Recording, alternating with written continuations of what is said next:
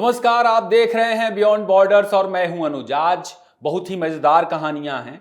अंधा देख नहीं पाता और गूंगा बोल नहीं पाता, लेकिन दोनों मिलकर भारत की बर्बादी की फिल्म उन्हें दिखा और सुना रहे हैं। असल में जो जनता बहरी है, जनता के देखने सुनने का काम अंधे और गूंगे का है, जिन्हें आप सरकार समझ लीजिए। इस कहानी में बांग्लादेश की सरकार फिलहाल अंधी है और पाकिस्तान की सरकार को भारत ने पिछले 10 सालों से गूंगा बनाए रखा है। दोनों देशों की जनता बहरी है। भारत को लेकर बांग्लादेश पाकिस्तान का क्या हाल है, इसे आप अंधे गूंगे और बहरे की इस छोटी सी कहानी भर से समझ सकते हैं, जो आगे विस्तार और प्रमाण के साथ बताई जाएगी। दोस्तों, चीजों के लिए पॉपुलर टर्म में कुछ चीजों को समझाने के लिए कुछ शब्दों का इस्तेमाल किया गया है। हमारा मकसद किसी भी दिव्यांग व्यक्ति का मजाक उड़ाना या उनका दिल दुखाना नहीं है। बाकी बांग्लादेशी सर्कस में आज भी बहुत कुछ नया, मसालेदार और धमाकेदार है। ये बांग्लादेशियों के लिए भी मस्ट वॉच वीडियो है। इसे अंत तक देखें। बेहतर रीच के लिए ज्यादा से ज्यादा लाइक और शेयर करें। अपनी राय भी जरूर दें, जो हमारे लिए मायने रखती है। गूंगा पाकिस्तान, जिसकी भारत के खिलाफ बोलने की औकात कब की जा चुकी है, वह अब अंधे बांग्लादेश के जरिए भारत को बर्बाद करने की पिक्चर दिखा रहा है। उसका नमूना देखिए। बांग्लादेश की बहरी जिहादी जनता जो चीजों को सुन नहीं पा रही है, वह यहां भी चीजों को खुली आंखों देख सकती है। दोस्तों, कल यानी शुक्रवार के दिन मोहम्मद यूनुस की सरकार के एक एडवाइजर हसन आरिफ की मौत हो गई। वे अंतरिम सरकार में ministry of land, civil aviation और टूरिज्म जैसे महत्वपूर्ण महकमे देख रहे थे।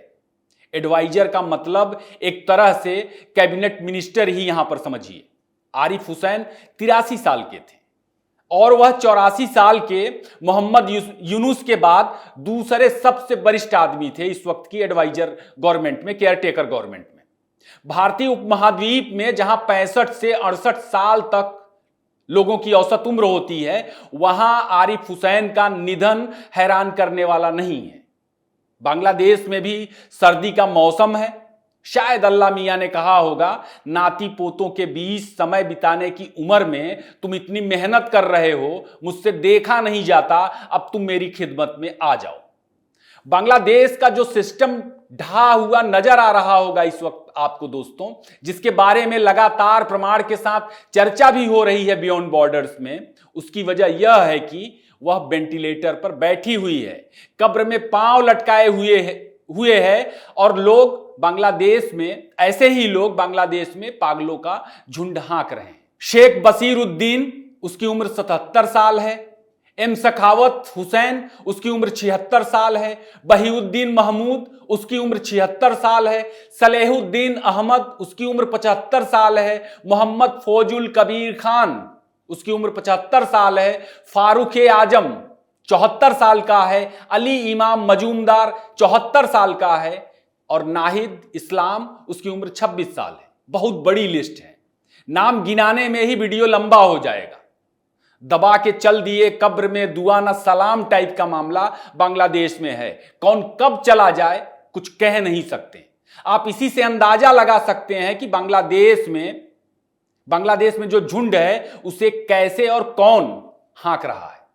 ज्यादातर लोगों का अनुभव जो केयरटेकर गवर्नमेंट में शामिल है एडवाइजर के रूप में, अराजनीतिक है। कोई धर्मगुरु है, कोई सिविल सर्वेंट है, कोई एक्टिविस्ट है झोला छाप, और कोई लेखक, कोई छात्र आंदोलनकारी है। लेकिन एक चीज कॉमन है सब में, ये सब के सब मोहम्मद यूनुस के ग्रामीण बैंक, यूनुस के झोला छाप एनजीओ, रोहिंग्या के लिए काम करने वाले यूनुस के तमाम संगठनों से किसी ना किसी रूप से जुड़े हुए हैं।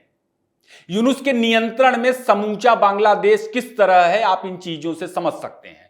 और भारत विरोध के नाम पर गूंगे पाकिस्तान के साथ बाइडेन प्रशासन का यह दलाल अपना नियंत्रण किस तरह बनाए हुए है, उसको भी समझ सकते हैं। जमकर पैसे छापे जा रहे हैं, चुनाव नहीं करवा रहा है यूनुस, तो उसकी भी वजहें हैं। यूनुस की कमाई देखकर जमीन पर लोगों का गुस्सा, विद्रोह की चिंगारियों को देखकर बीएनपी और जमाते इस्लामी का हाजमा खराब हुआ है। जो उससे यूनुस से नाराज नजर आ रहे होंगे। बाइडेन प्रशासन पाकिस्तान और अलकायदा जैसे इस्लामिक संगठनों के चंपुओं, यूनुस की बीएनपी और जमात, ये सब मिल करके, इन सब ने मिल करके बांग्लादेश का क्या हाल बना दिया है, इसे ढाका ट्रिब्यून के इस संपादकीय में देख लीजिए, जो कल शुक्रवार के दिन छपा था। भैया, संपादकीय में ढाका ट्रिब्यून कब्र में पांव लटकाए सरकार से अभी भी कानून व्यवस्था के मसले पर जीरो टॉलरेंस की उम्मीद पाले बैठी है। वहां की मीडिया का भी तमाशा गजब है। भारत की मीडिया तो प्रोपेगेंडा फैलाने के आरोप में वहां पहले से ही बैन है। ढाका ट्रिब्यून यूनुस की केयर टेकर सरकार से कानून व्यवस्था सही से लागू करने की मांग करते हुए उसे चेता रही है कि बांग्लादेश इस वक्त बहुत नाजुक स्थिति में है और वहां कई कुटिल राजनीतिक दल और कुछ निहित स्वार्थी लोग मौजूद हैं जो बांग्लादेश को अस्थिर करने, कमजोर करने का प्रयास कर रहे हैं। अब सवाल बनता है कि कौन कुटिल राजनीतिक दल है?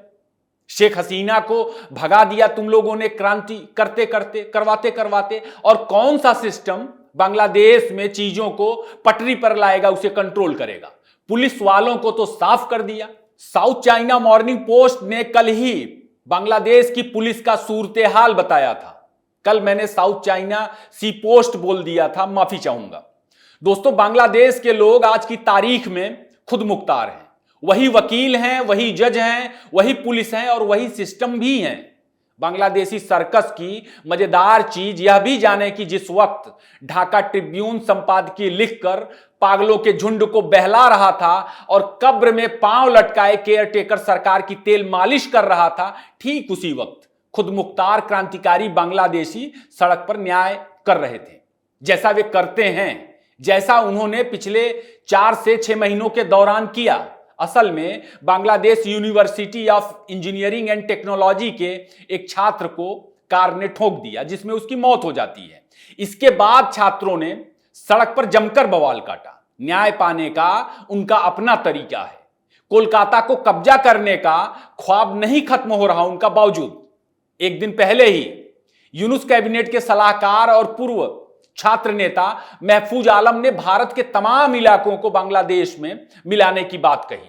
नौबत भुखमरी की आ गई है, लेकिन भारत की बर्बादी के सपने खत्म नहीं हो रहे। क्रांतिकारियों ने शेख हसीना के समय से ही नया बांग्लादेश बनाने की जो मुहिम छेड़ी थी, उसे अभी तक रोका नहीं गया है, अभी तक वह रुक नहीं पाया है। हालत आंदोलनों की वजह से बांग्लादेश की भुखमरी तक पहुंच चुका है। बैंक तबाह हो चुके हैं। वहां का एक इस्लामिक बैंक पूरी तरह से बर्बाद हो चुका है। उसे पटरी पर लाने की कोशिश में नया चीफ नियुक्त किया जा रहा है। लाखों बांग्लादेशी निवेशकों का पैसा दोस्तों डूबने की कगार पर है, लेकिन बांग्लादेश में अदला बदली की प्रक्रिया जारी है। बर्बादी किस वजह से हुई यह कोई नहीं बता रहा। उद्योग धंधे चौपट होने की वजह से हुए यह कोई नहीं बता रहा। आंदोलन में फैक्ट्रियां बंद होने की वजह से बांग्लादेश की बर्बादी हुई। लोगों को सैलरी नहीं मिलने की वजह से बैंक का लोन रिकवर नहीं हो पा रहा साल भर से, यह कोई नहीं बता रहा। और ठीकरा क्या फोड़ा जा रहा है वहां पर कि शेख हसीना की सरकार में भ्रष्टाचार की वजह से चीजें दुरुस्त नहीं हो पा रही, भ्रष्टाचार की वजह से चीजें खराब थी। दोस्तों, पागल जिहादियों के झुंड का हाल यह हो गया है कि वहां किसी को अगर कब्ज भी हो जाए तो उसकी वजह शेख हसीना, रॉ और भारत सरकार को बताया जा रहा है। दवाई बांग्लादेश में पाकिस्तान की एंट्री और आईएसआई के रूप में सामने आ रही है, और उसी भारत से अब बिजली के लिए बांग्लादेश गिड़गिड़ा भी रहा है। नया मामला, अमेरिकी सरकार और भारत में राहुल गांधी का विरोध बेअसर हो जाने के बाद अब बांग्लादेश भी अदानी से गिड़गिड़ा रहा है कि भाई बिजली को लेकर आइए मिल बैठ करके बात कर लेते हैं, डील को रीओपन करते हैं। गिड़गिड़ा इसलिए रहा कि करीब $800 मिलियन से ज्यादा का बकाया चुका नहीं पाने की वजह से बांग्लादेश की बिजली को कम कर दिया अदानी ने, सप्लाई को। और धमका इस बहाने रहा कि शेख हसीना ने बहुत गलत तरीके से अदानी को ठेका दिया था। हकीकत बांग्लादेशी रिपोर्ट में ही देख लीजिए। जुलाई 2023 में जब से अदानी ने बिजली सप्लाई देना शुरू किया था बांग्लादेश को, तभी से अदानी को एक भी पेमेंट का भुगतान नहीं मिला है। इतना बकाया क्यों है? क्योंकि बांग्लादेश की सरकार बकाया वसूल ही नहीं पाई। वसूली क्यों नहीं हो पाई? क्योंकि बांग्लादेश में बड़े पैमाने पर बिजली और गैस की चोरी होती है, जिसकी जानकारी आपको पिछले एपिसोड में दी गई थी। और यह चोरी क्यों है, इसे आप संभल में बर्क की बिजली चोरी के मामले से समझ सकते हैं। बांग्लादेशियों का अपना सिस्टम होता है, जैसा कि मैंने बताया, वे खुद मुख्तार हैं। कौन सी सरकार है जो उनसे बिजली बिल का पेमेंट मांगे? मुफ्तखोरी दोस्तों एक बीमारी है। बांग्लादेशी मुफ्तखोरों को लग रहा कि वे अलकायदा के आतंकियों के जरिए, अदालतों से रिहा किए गए आतंकियों के जरिए, जेलों से भगाए गए आतंकियों के जरिए भारत पर कब्जा करके लूटमार के जरिए अपना चूल्हा जलाते रहेंगे। दादा ये चोलबे ना, आपको पहले ही बताया था कि ये भारत दूसरा भारत है। घुसकर ठोकेगा और भारत में किसी बिल में घुसे होंगे आतंकी तो वहां से उन्हें खींचकर ठोकेगा। ठुकाई तो शुरू हुई है। बाइडेन प्रशासन और शहबाज शरीफ की दोस्ती में जिस तरह से भारत में आतंकवाद के जरिए उसे अस्थिर करने का कुचक्र पिछले कुछ महीनों से जारी था, भारत उसे कायदे से काउंटर कर रहा है। घुसपैठियों का भारत में क्या हो रहा है आपको बताया ही जा रहा है। नया मामला यह है कि हिमंता की सरकार में उसकी एसटीएफ ने भारत में अलकायदा से जुड़े 8 बांग्लादेशी आतंकियों को पकड़ा है।